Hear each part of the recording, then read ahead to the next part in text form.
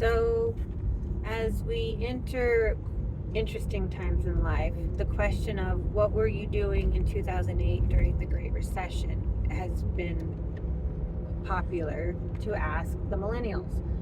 Even though it's more of a Gen X question because they're the ones that had career jobs at that point that were dropping like flies from actual jobs. I had graduated college in 2006. Actually, let's stop. Let's rewind. Someone pointed out that me moving 48 times in 44 years was a huge red flag. And I would say, yes, definitely a huge red flag. Not trying to date people who are interested in all of my red flags because it's unhealthy. I know that I'm unhealthy and I'm working through it, which comes back to what was I doing in 2008? Well, I had just graduated college in 2006. I had an office job that I came back to the city for in September of 06 after getting a girlfriend married off and staying at my dad's for like 2 months and having a hotel job that didn't pan out for very long. I went back to the city, was couch surfing for 4 months while I had this office job in downtown San Francisco. It took me a bus and 2 BART rides to get to the office. So it was like a 2-hour commute in the morning. I had that job for 18 months or so. I was unable to find housing the entire time that I had that job, from September 2006 until April of 2008. I couch surfed for some months out in a place called Crockett. And then I told my boss, hey, I can't find housing. I'm going to have to leave this job. She's like, please, no, don't leave. You were the most professional person that showed up. And I was like, seriously? I showed up in pink metallic Doc Martens and gray slacks because it was the only closed-toed shoes I had at the time. She said, yeah, for real, I need you to stay. And I was like, well, I don't have a place to live. She's like, come stay in my spare room. We won't say anything to the GM and we'll push through. So I went and lived in her spare room with her husband and her at the time for 6 months. And it just got to be enough. And a slight fuck buddy needed to get out of his weird living situation. And one of the housekeepers for the building that we worked at had a small 2-bedroom apartment situation underneath their house that they were willing to rent out to him, and he asked me if I would join, and I was like, sure, at least it gets me my own space. And it was only a 2-mile walk to 1 BART ride, maybe 2 BART rides into downtown. So it was a little slightly less of a commute, but a 2-mile walk, which was interesting in of itself, the things you see on the streets at 7 in the morning. Anyways, that living situation lasted about 9 months before it imploded, and I vacated 24 hours later to then sleep on a girlfriend's floor for 2 weeks while I looked for housing, to then house sitting an underground event space for 6 weeks while the people who led the underground parties went to Hawaii to celebrate their honeymoon or whatever. So when they got back in April, we did 2 more events, Lightning in the Bottle, and 2, I think we did that then, and something else. And after that, I was like, peace out, I'm out of here. And that was April of 2008. I went down to my dad's house again, was there for about 6 weeks or so before I heard from my mom, who had been living in Idaho since 2003. She was going to go to Bishop, where I grew up, for Memorial Weekend, which is Mule Days, our biggest celebration in our little small town that I grew up in. And I was like, I want to go. I haven't been because I've been in college this whole time since I left, basically. So I met up with her, went there, had a great time. We camped at the campgrounds because she was trying to sell some mules. I met randomly a grade school crush I had that had been still living there at the concert that night when we arrived. A little too much margaritas and tequila with my mom, dancing and having a good time. I was slightly cute and obnoxious to the grade school crush. He didn't know that I had a crush on him in grade school, I don't think. Anyways, he thought I was a kick, and we hung out for the weekend, and he was a gentleman, and I got to go take a bath at his place because taking baths are a very important thing to me, and I was camping and I wanted to take a bath. After that Memorial Weekend in 2008, I went to Idaho where my mom has a bed and breakfast, trying to get to Alaska.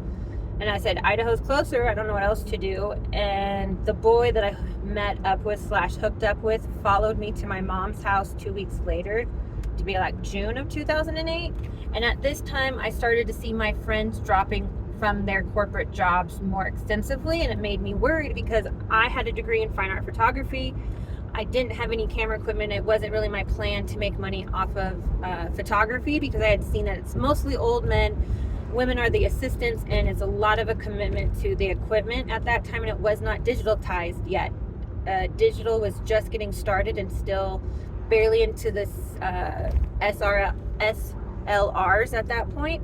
So it wasn't quite worth the investment in technology, and it was really expensive. So I wasn't looking to do wedding photography or portraits or landscape photography, because that's a lot of commitment to equipment. And I had been a massage therapist since 2001. I started about 6 months before 9/11 happened, and that affected my very first renting of a room for massage to do in.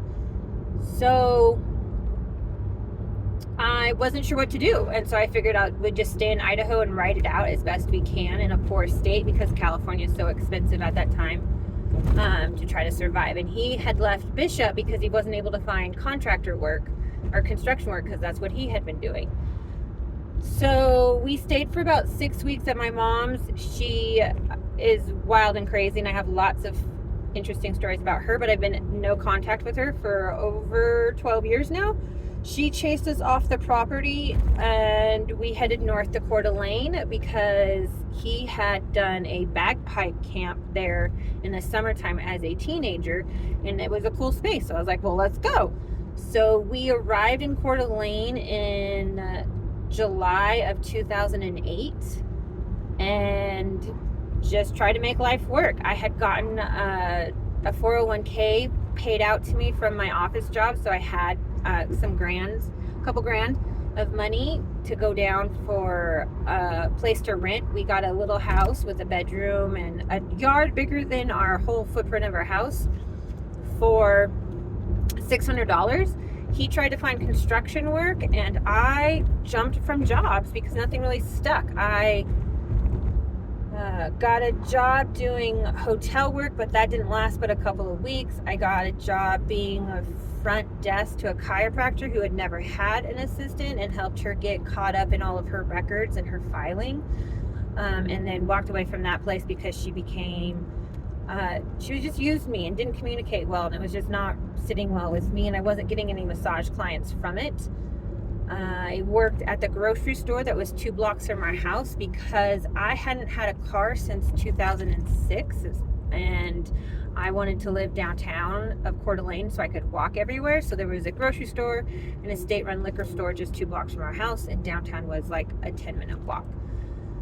So I worked at the grocery store for 3 months and got let go without being told. I only know that because I went to go check the schedule and my name wasn't on it. And I was like, well, what's this about? They're like, I don't know.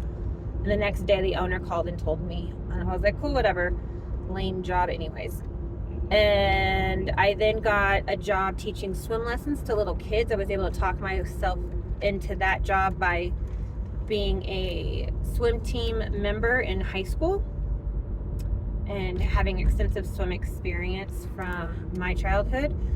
Did that for a bit, and then I got into hula hoops. I had picked up to hula hoops prior to leaving the city because it was a prop for dancing, and I have a dance background, a minor in dance during college.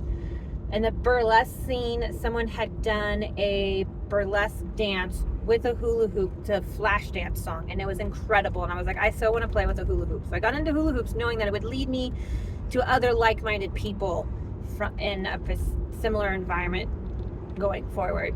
So I got into hula hoops when I was in Idaho, and as a form of exercise and movement, because you can't really dance in your yard. People think you're weird, but if you're playing with a hula hoop, you can get away with more. So I did that during the winter in Idaho, both in my living room because it was big enough for one of my hoops, while I sat and waited for food to cook, and then I would clear the yard walkway in the wintertime of snow so I could hula hoop up and down the pathway. So my neighbors kind of watched me do that and thought it was kind of odd, whatever. And then that summer, one of the moms in the neighborhood got inspired and wanted to hula hoop with me. So I got her to hula hoop, because it only takes 3 things in 5 minutes if you're willing to give it a try. Everybody can hula hoop. So I got her into hula hooping. She's like, oh, you should do the 4th of July parade. I was like, okay, whatever. Done. Not big on parades, but I was like, okay, well, let's see what that takes. One, I did not know that Coeur d'Alene, Idaho was known for an Aryan Nation. Ruby Ridge was 2 hours north of where I was staying. I did not know that when I moved there. It was something I found out afterwards.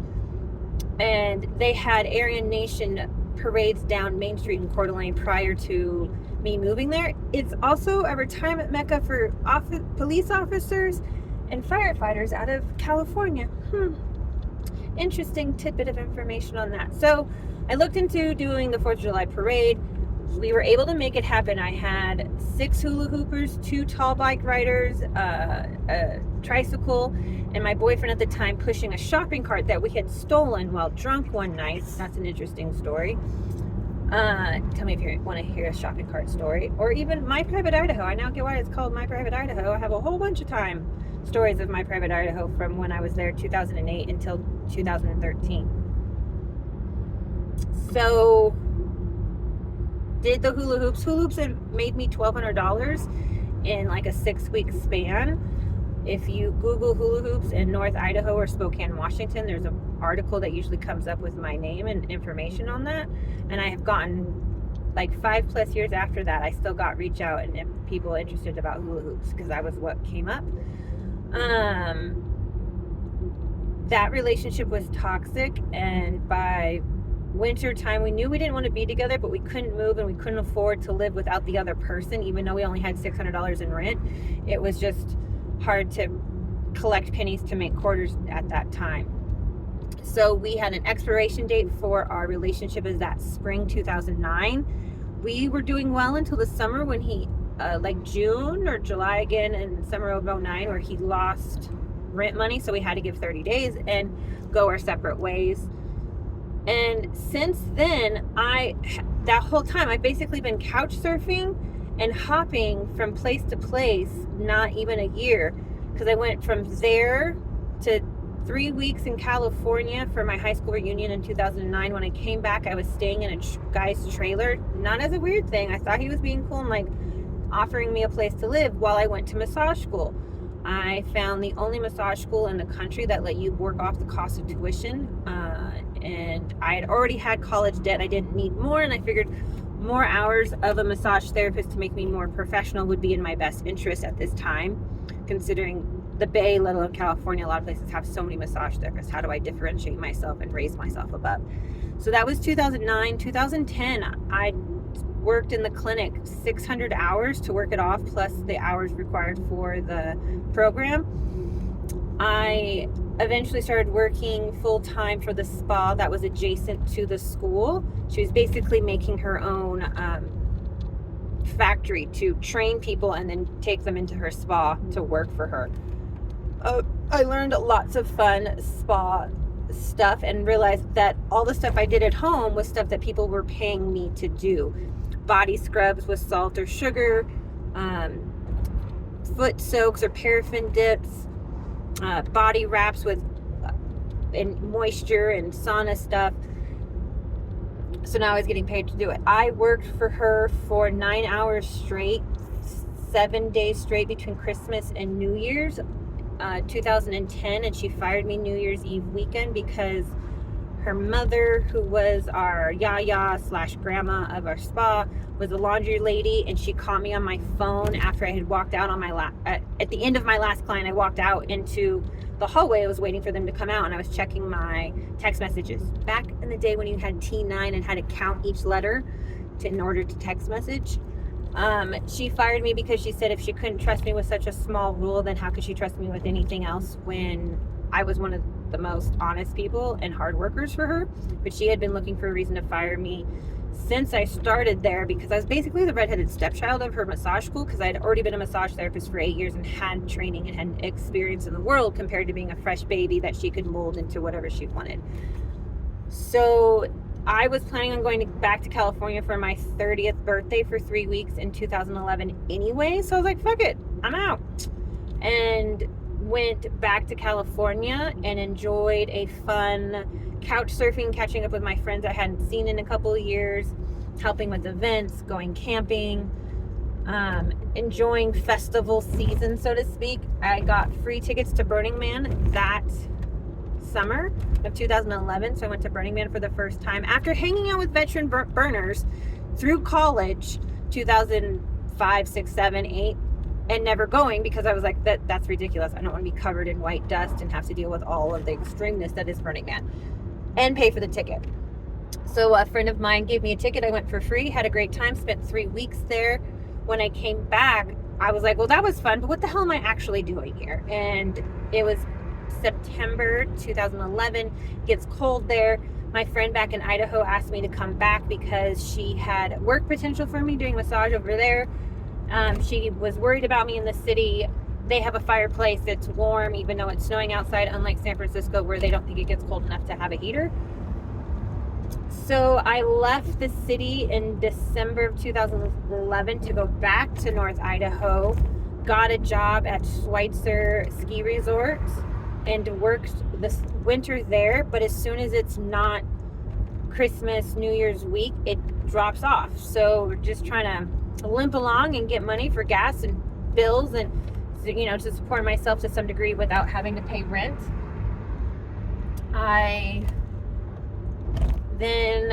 Summer of 2012, winter of 2012, had the job of my very first side piece when I was 18. Found me on MySpace and then found me on Facebook later. Had this picture of this little tiny fuzzy thing in his hand. I was like, oh my God, I don't know what that is, but I want it. Turns out it was a Shih Tzu puppy because he had had Shih Tzus for the last 10 plus years. And so that's when I went and got my dog in March of 2012. He's sitting on my lap right now while I'm driving. And got this cute puppy Shih Tzu because I missed having a dog for 9 years during college. And then also got into a toxic relationship with a redheaded Justin, which is, I have so many redheads and Justins in my background. Fun stories. Anyways, got into that relationship, thought it was reasonable. By the summertime, it had turned toxic. I was driving blacked out drunk and totaled my Subaru that my dad had bought me in 2010 because he knew I wasn't going to be able to leave Idaho if I didn't get a vehicle to drive my silly little ass out of there. I should have just broken up with the guy before I left to go out that night. I should not have gone out that night because I was irritated with him and it was annoying. But I wanted to go out. I wanted to go enjoy the car show and walk around in Sandpoint and enjoy a Friday night. And we did, and he pissed me off. And I have a funny story about having sex in public. Not getting caught, though.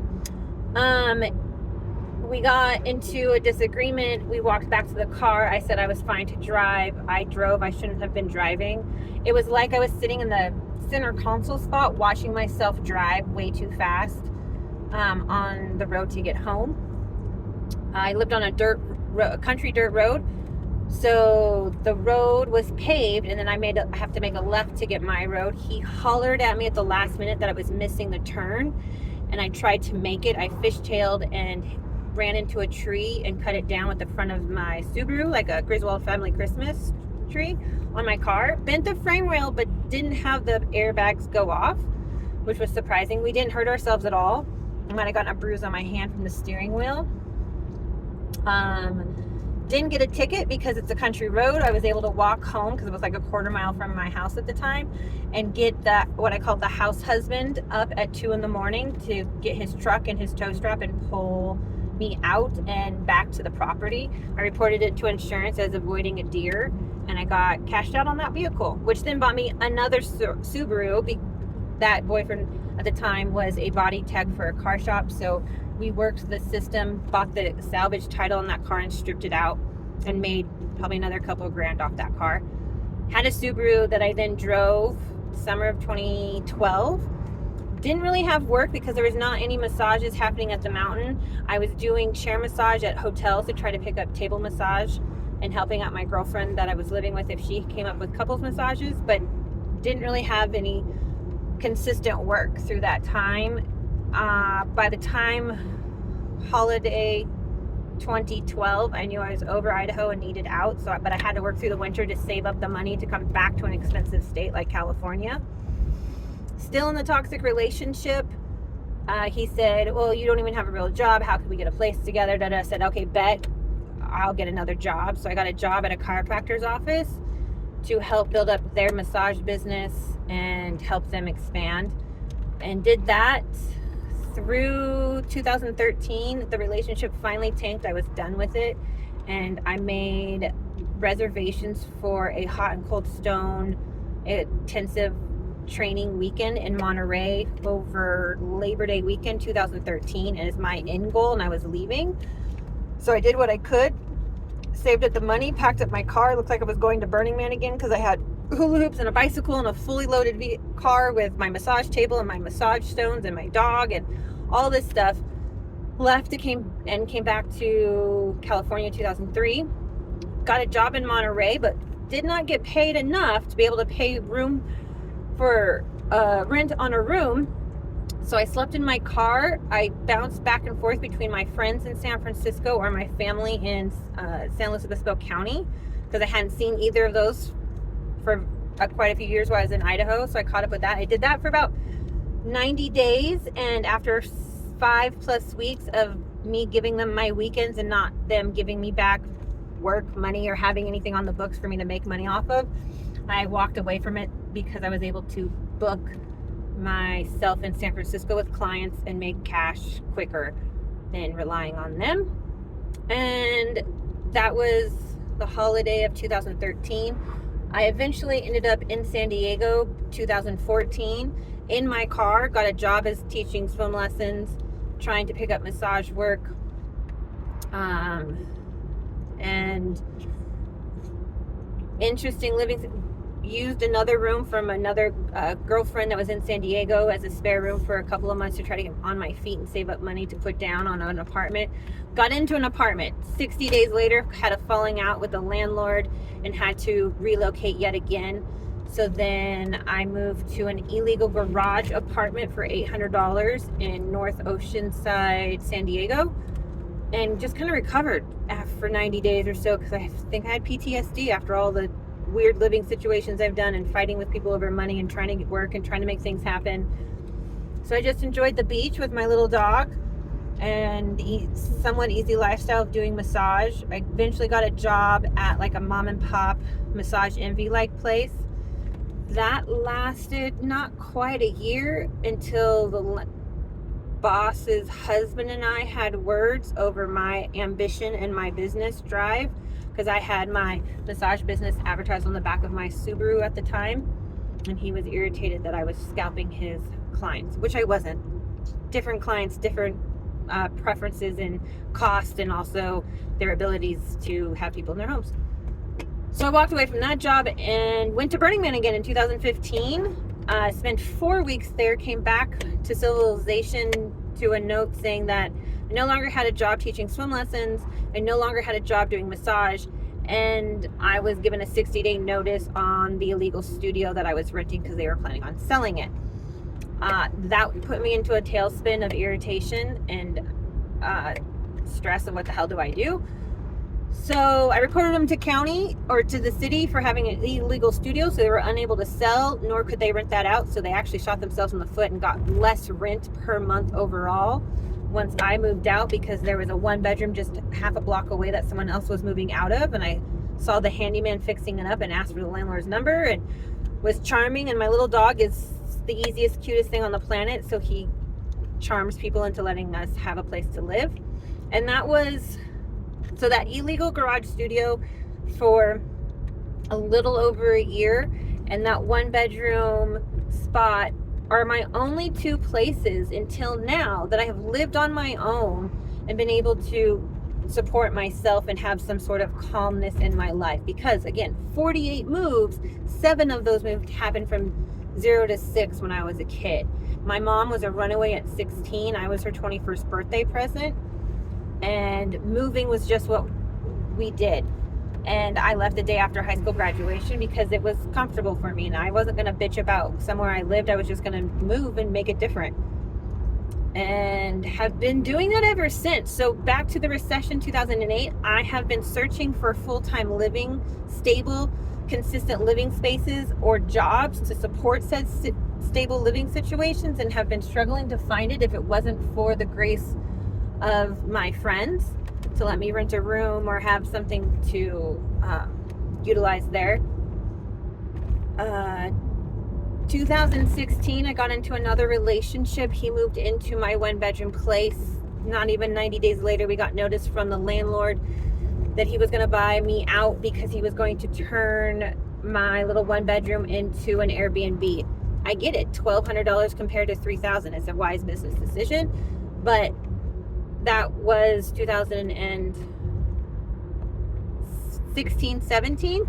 And our entire neighborhood was all pretty much Airbnbs. There was only a few people who actually lived there. It was actually really spooky at night because there wasn't that many regular people that lived there compared to the tourists that came.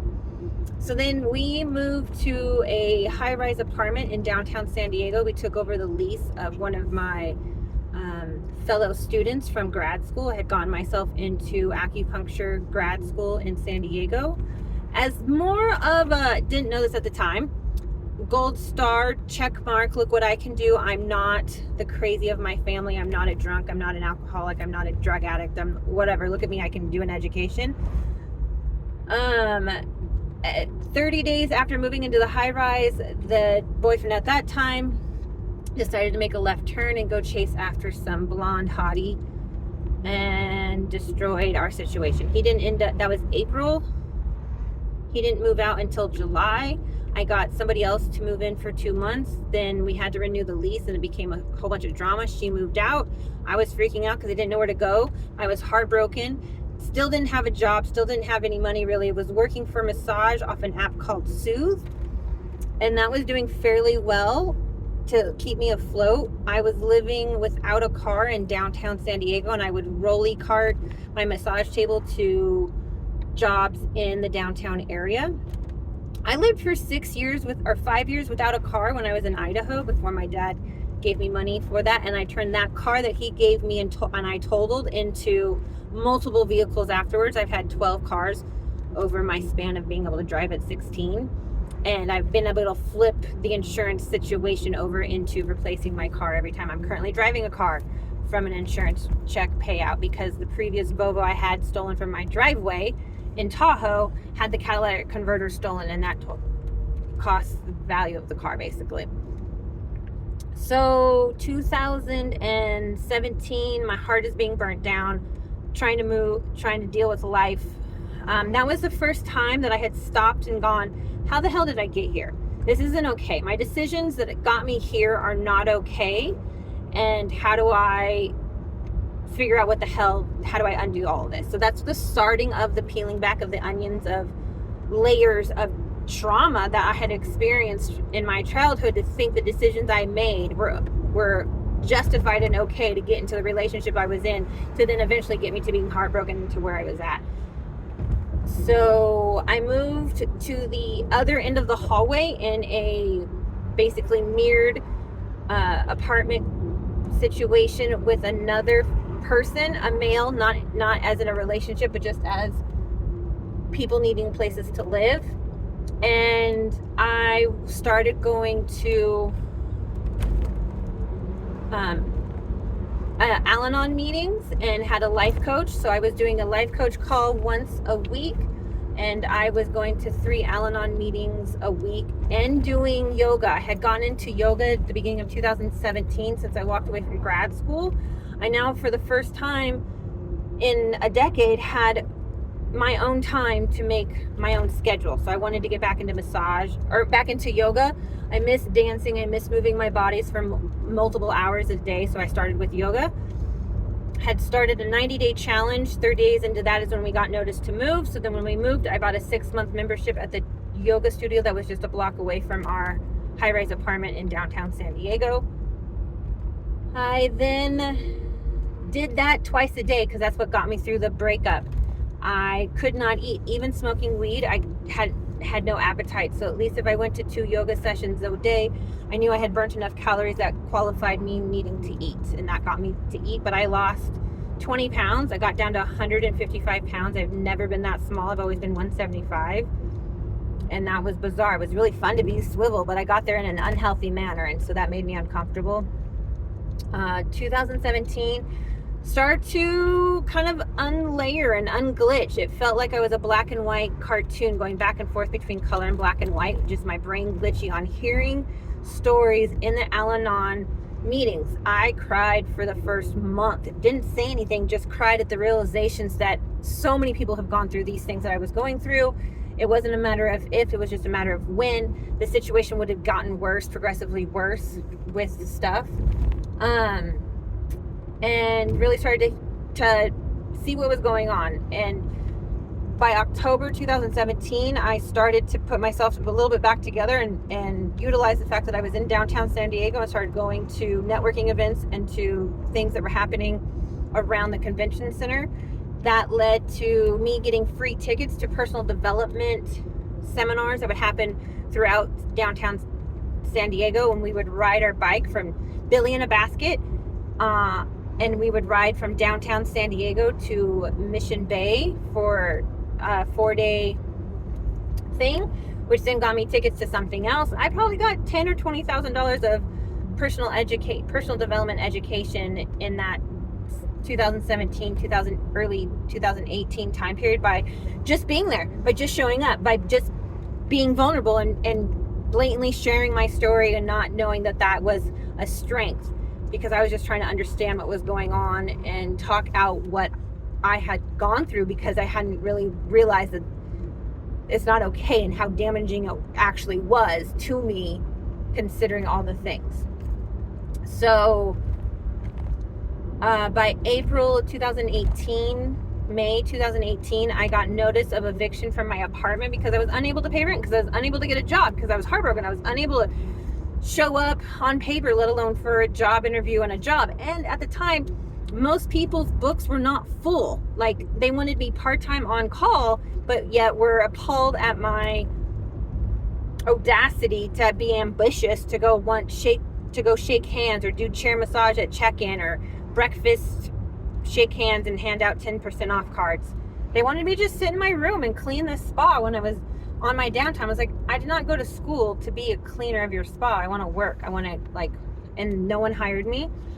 And it was a struggle. And I just kind of embraced it, that I wasn't going to make money, and just go with it and see where it took me. So I went and lived in my minivan for 2018. I house sat for a friend for like 3 weeks to help recover from that lovely transition, and went and visited my family, because I hadn't had a car. I hadn't gone and visited my family in a while, and went and did that. In that decompression, and started to put my life back together, and looking back, what makes me happiest. And in my 20s, going to dance and moving my body lots was what made me happy. So then I spaced my life going back together around going to the gym and going to 1 or 2 classes a day.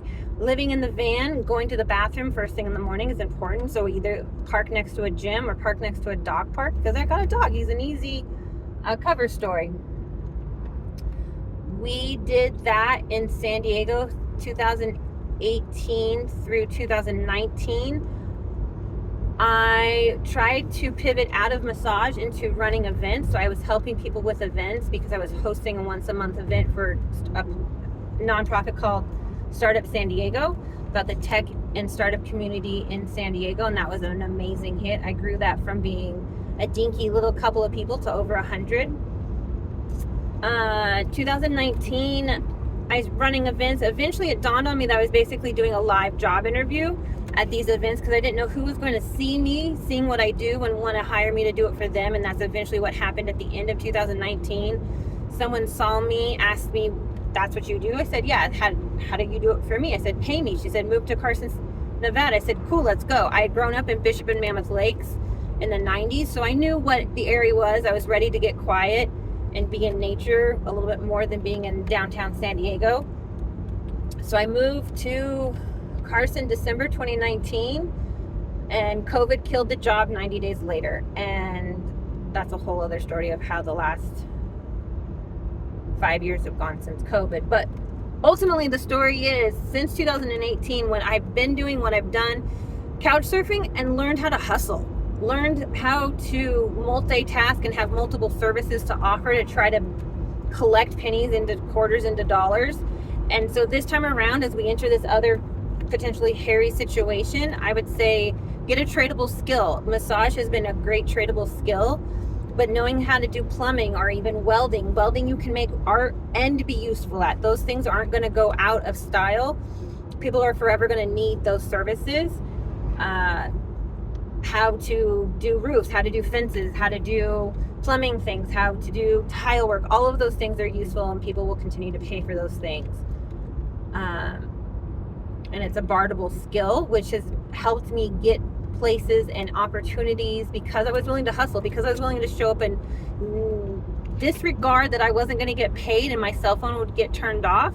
You figure out how to work around it. I used Wi-Fi at the library to hold meetings and phone calls and interviews with people while I was working, volunteering for Startup San Diego, until I got money doing massage enough to pay my bills and to pay my gas. I went without car insurance for over a year. My car was registered, but California doesn't have that attachment to your insurance, so I got away with that. Lived minimally. I have been limping along, hustling and couch surfing for over a decade, 15 years. The only time I've had stability in my life is when I put my foot down and did it for myself. I told my mom when I was in junior high, I'm doing one high school, figure out your shit. We're not moving. So either we move now or we're staying where we're at. And we ended up staying where we're at. And I left the day after high school graduation. I had 4 different living situations in college, but I was the one that made those at least be as stable and consistent as I possibly could. And then I couch surfed. And then San Diego, I again had to hustle and figure out how to make the rent money on my own, because I wasn't going to find renters or roommates. Craigslist had been what I used majority of the time. And there's a lot of wackadoodles on the world off the internet, and you don't know who's wackadoodle until after you live with them, and you don't know who they're bringing over to their house to interact with you. And so I just, with all of my chaos and trauma and trying to control my mental state, I need to have my own space and not have other people triggering me and being crazy and wild and having to deal with that. I'm not a heavy drinker. I don't want to be around people who drink. I don't do coke. I don't understand why. It doesn't do anything for me. So those aren't activities I want to be around. So I choose not to live with people or socialize with people who do those things in excessiveness. My father has a master's in political science and an undergrad in humanities from San Diego and Cal Poly San Luis Obispo. So, his side of the family is architects and engineers and artists. And so I have the intellect and the brain side of it, but I have his free spirit and his surfer ways in me. And he fell for a broken country girl who used horses as her therapy and coping mechanism. So I grew up in the country around, didn't know it at the time because we didn't talk about it. It wasn't a big deal until 2016 and Trump got voted. But I grew up with Republicans and grew up shooting guns and riding horses and did 4-H and raised pigs. And it's all reasonable things. I didn't think anything of it to be a Republican or Democrat. I just enjoyed having wide open spaces to go run around in and do what I want. And now looking back, I can see where my mom's behavior and her damage influences who I am and what became my life. She was a pick-me because of her damage. She wanted a man to pick her and make her the prize and make her the thing. And I was just the shadow tag-along kid that was a cramp in her style. Looking back, I have very few solid memories with my mom. She was always in a car next to me, so I don't see her face necessarily, but we did lots of things. The things I love the most now to do are things I learned from her. Camping, backcountry horseback riding or being in the backcountry, swimming and being in the water, going to the beach, laying out naked. I had a naked mom growing up. Those are all things I enjoy. Traveling, are all things I enjoy because of her. Watching movies and eating nachos are one of my favorite activities. Barbecuing, I know how to barbecue, and people trip out on that.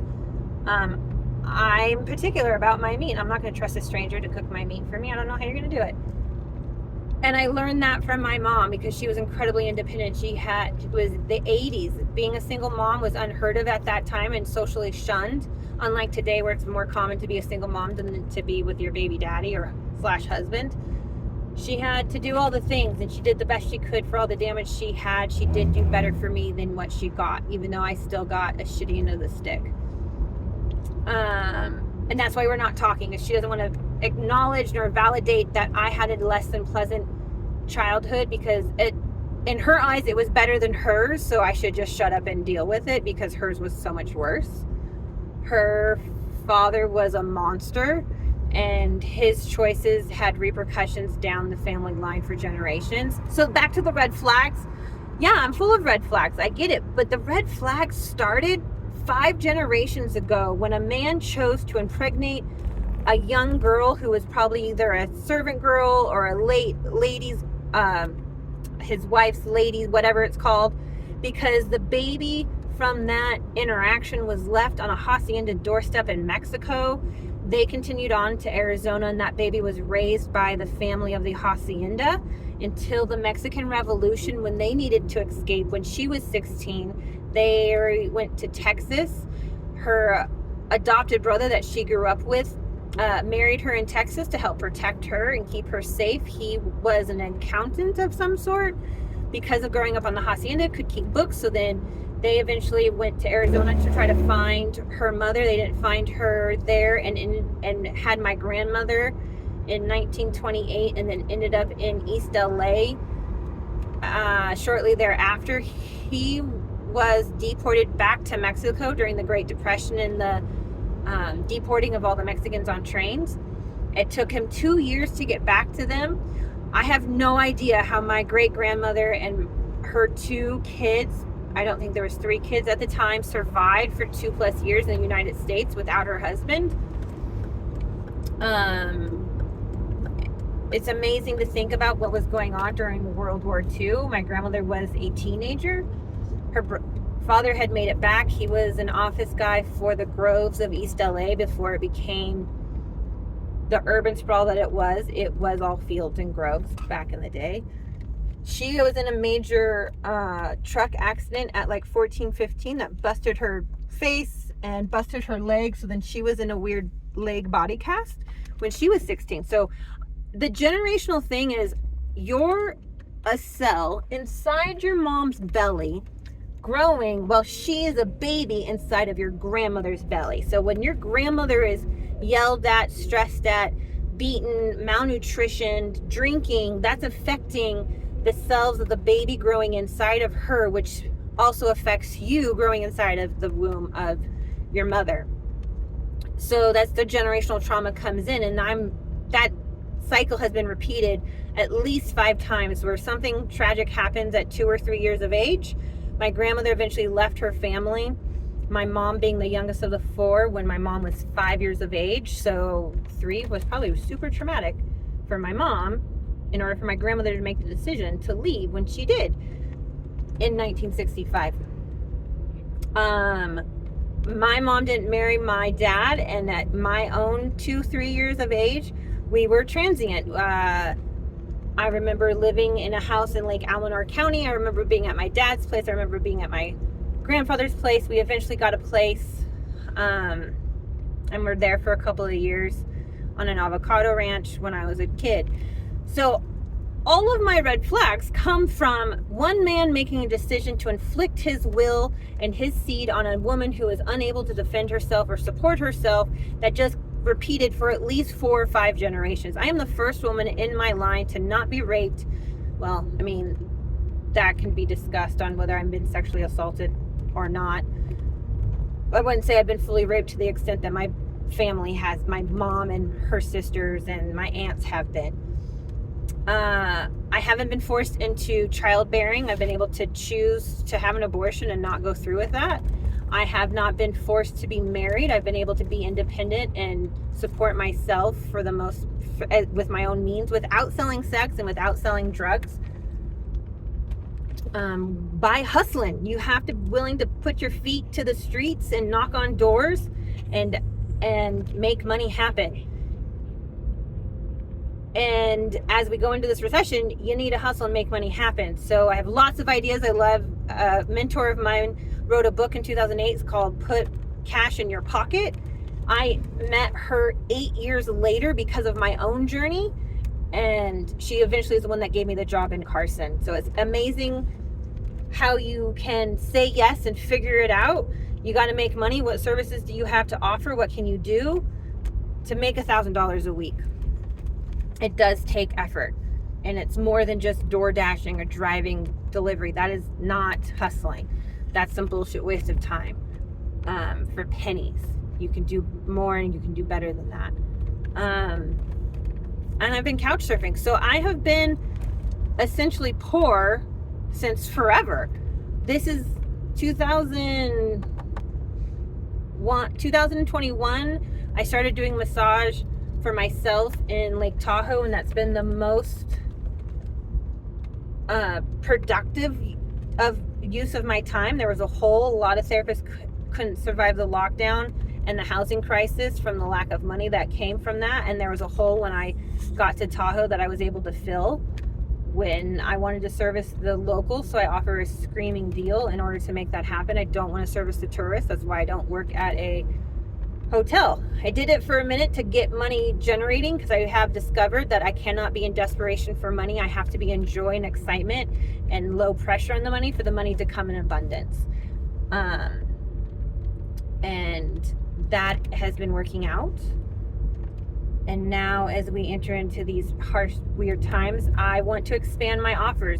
In 2008, I hid in Sandpoint and Coeur d'Alene during the recession. I didn't share my life on social media because it wasn't a thing to do at the time, and I wasn't excited and proud of my life. I was barely getting by. I didn't have kids or vacations or houses to show off. But my showing off is I fucking survived. I made it. I've done it on my own. And continue to go and do fairly well. There is no savings. I kind of have a little bit of $8,000 in an account right now that's doing stuff. But there was no parents bailing me out. I went and lived with my parents for a couple of weeks in my early 20s and haven't been back since. I instead crashed at friends' houses and couches instead of my parents, and I was lucky to have that in those times. But 2008 had good fun music. We danced, we did shots because they were dollars, and we had the value meal, and we partied, and we didn't think about how shitty everything was outside, because at least it wasn't as bad as the people who had adult jobs or had kids in actual houses that they were losing. We already didn't have anything, so it didn't matter because we weren't going to get anything more. And now 8 plus 16, 15 years later, it's still the same. I'm still an opportunist, making use of what I can for trade and services and being a helpful human, and it's gotten me into places that has been beneficial and kept me around. I hope that people will see me as being a useful, healthy person with active hands that could be useful to keep me around and make sure that I'm okay and give me a place to land as the world progresses to being hairy. This is Billy, my little midget. He is 13 and a half, and oh my god, we are different people, and things I didn't even consider when I got a dog 13 years ago are things I now think about and worry that I've been a bad mom on. But he's had a fun life. He has had 13 different places to live and almost as many cars to live in, and he knows the car is safe and consistent and would rather be in his car than almost anywhere else. So yeah, all the layers to the red flags that I'm trying to work through and trying to acknowledge and trying not to be triggered by. It's a lot, and it makes me not want to socialize with people, and it makes me crazy to see the world in the state that it is and how to manage and do it. And I'm trying to build my own little bubble in my massage studio and my own little clubhouse of fun to keep my sanity. But it's funny that I got evicted for not being able to pay my part of $2,400 in rent, and now I'm paying $2,600 for my work studio and my home studio. I'm looking forward to helping other people shift their shit. There's no reason to harbor the anger and the bitterness of your shit. See the lessons in it, see the blessings in it, and move on. It makes you stronger. It does, if it doesn't kill you. And I truly believe that.